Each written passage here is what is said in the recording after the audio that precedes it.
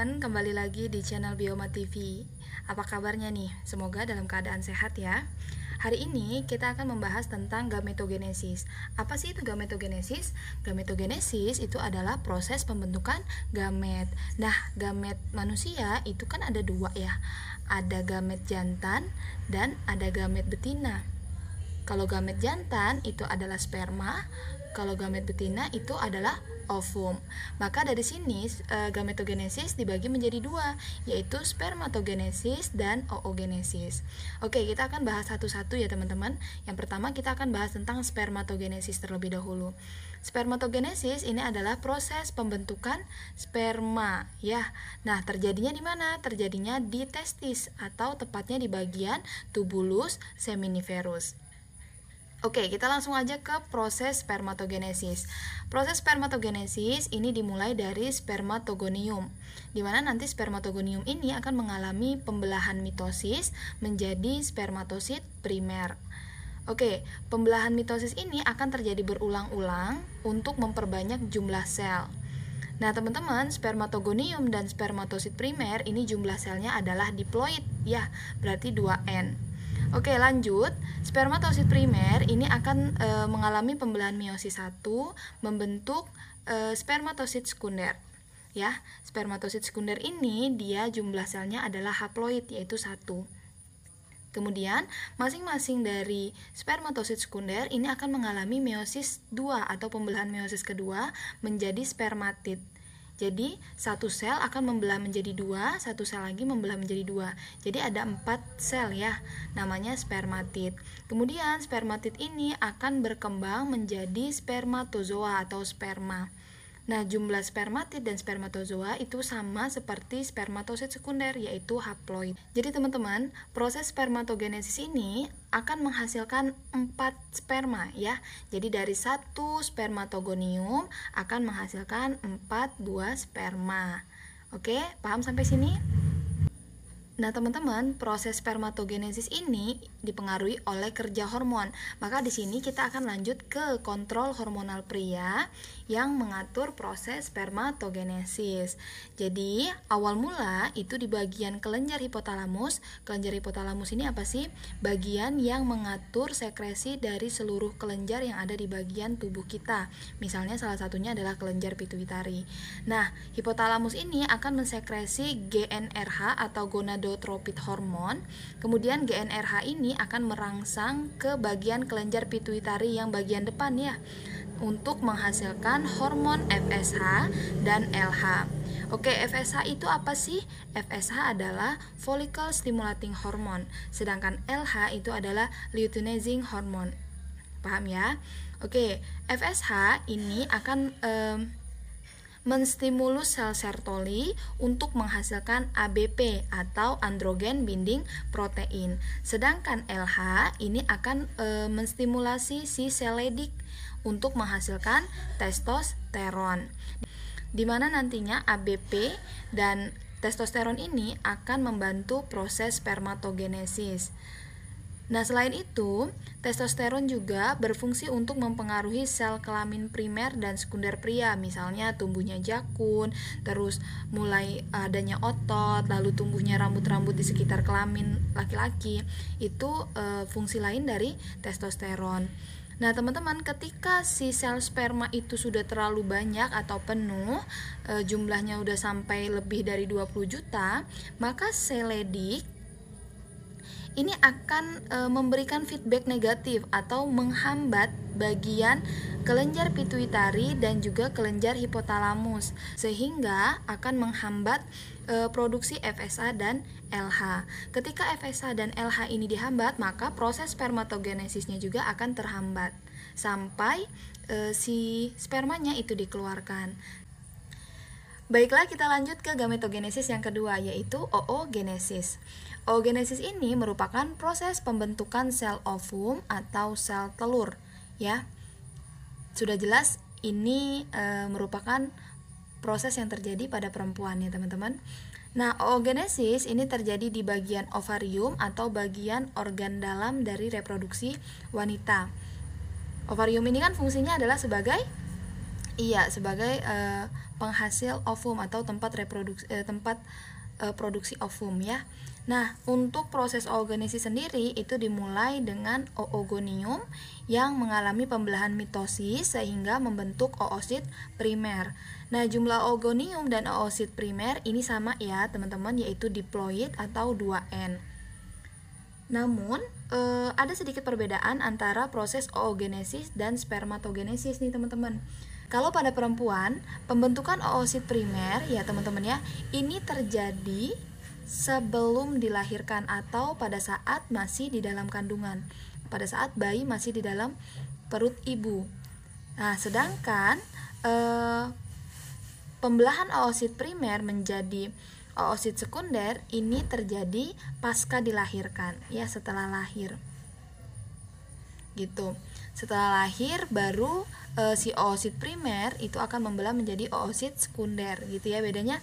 Jadi perbedaan antara oogenesis dan spermatogenesis, kalau oogenesis itu tahap oogonium mengalami pembelahan mitosis menjadi oosit primer, ini terjadi pada saat di dalam kandungan ya, di dalam kandungan. Namun setelah dilahirkan, oosit primer ini akan mengalami pembelahan meiosis 1 ya. Jadi pembelahan meiosis 1 dari oosit primer ini hanya terjadi ketika setelah dilahirkan. Oke, oosit primer ini akan mengalami pembelahan meiosis 1 menjadi oosit sekunder dan IBP, inti badan polar. Kemudian masing-masing dari oosit sekunder dan IBP ini akan mengalami meiosis kedua ya, membelah jadi 2 sel. Kalau oosit sekunder ini membelah menjadi ootit dan inti badan polar, sedangkan inti badan polar akan membelah menjadi 2 inti badan polar. Sehingga nanti dihasilkan 3 inti badan polar dan 1 ootit. Nah, yang berkembang menjadi ovum ini adalah bagian ootit. Ootit ini akan berkembang menjadi ovum. Sehingga kita temukan lagi perbedaan yang kedua antara oogenesis dan spermatogenesis. Kalau spermatogenesis tadi dihasilkan 4 sel sperma. Ya, betul ya. Kalau oogenesis ini hanya dihasilkan 1 sel telur. Ya, ini bedanya antara oogenesis dan spermatogenesis ya, teman-teman. Nah, teman-teman, proses oogenesis ini juga tergantung pada sistem hormonal pada wanita. Maka di sini nanti akan kita lanjut ke kontrol hormonal yang terjadi pada wanita. Lanjut ke kontrol hormonal yang terjadi pada wanita saat proses oogenesis ya. Jadi sama seperti kontrol hormonal pada laki-laki, pada perempuan juga dimulai dari hipotalamus, karena bisa dikatakan bahwa hipotalamus ini adalah pusat koordinasi dari seluruh kelenjar. Jadi seluruh kelenjar itu, seluruh hormon yang dikeluarkan oleh kelenjar-kelenjar yang ada di tubuh kita itu pusat koordinasinya ada di hipotalamus. Jadi hipotalamus nantinya akan mensekresikan GnRH untuk merangsang bagian kelenjar pituitari ya.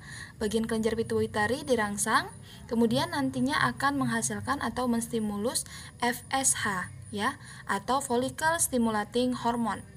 Nah, follicle stimulating hormone ini nantinya berfungsi untuk membantu proses pembentukan folikel sesuai namanya ya. Follicle stimulating hormone berarti membantu proses pembentukan folikel. Jadi ini kita anggap ovarium ya teman-teman ya. Ini adalah ovarium, dimana nanti di dalam ovarium ini kan terjadi proses pembentukan sel telur nih teman-teman. Nah, proses pembentukan sel telur itu atau ovum itu dimulai dari folikel primer.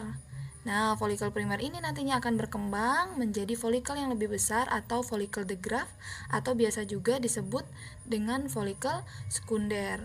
Nah, nantinya perkembangan folikel primer menjadi folikel sekunder ini memicu terbentuknya hormon estrogen. Nah, hormon estrogen ini ya berfungsi untuk menebalkan dinding rahim.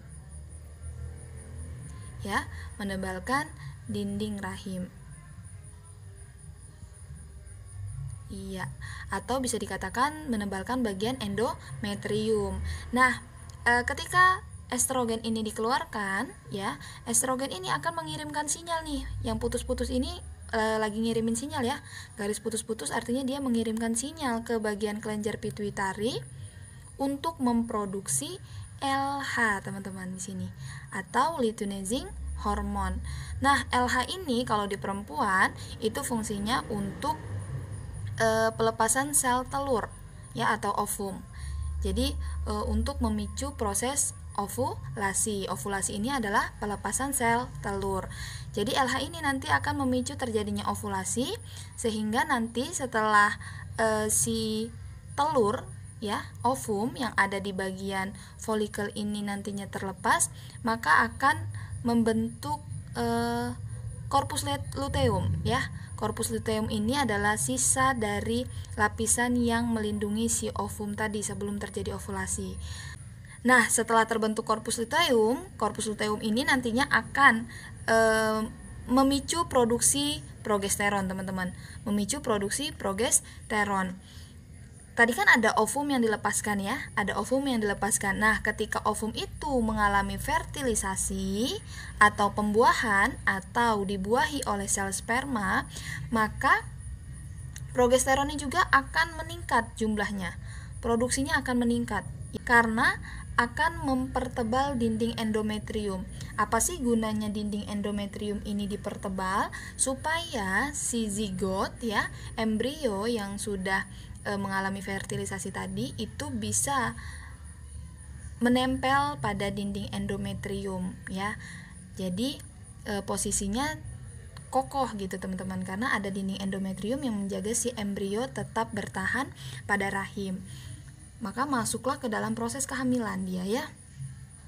Nah, ketika terjadi fertilisasi di sini ya, terjadi fertilisasi, maka produksi progesteron tadi kan meningkat. Nah, meningkatnya produksi progesteron ini nantinya akan mengirimkan sinyal nih teman-teman.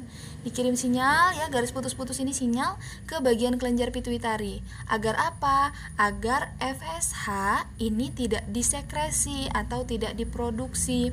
Lah kenapa? Supaya tidak ada sel telur yang baru, karena sedang masuk ke dalam proses kehamilan gitu teman-teman. Tapi nih ya, ada tapinya. Kalau misalnya fertilisasi tidak terjadi ya, maka progesteron juga tidak meningkat, sehingga dinding endometrium ini tidak mengalami penebalan ya, tidak mengalami penebalan, dan dinding endometriumnya menjadi luruh dan terjadilah menstruasi gitu.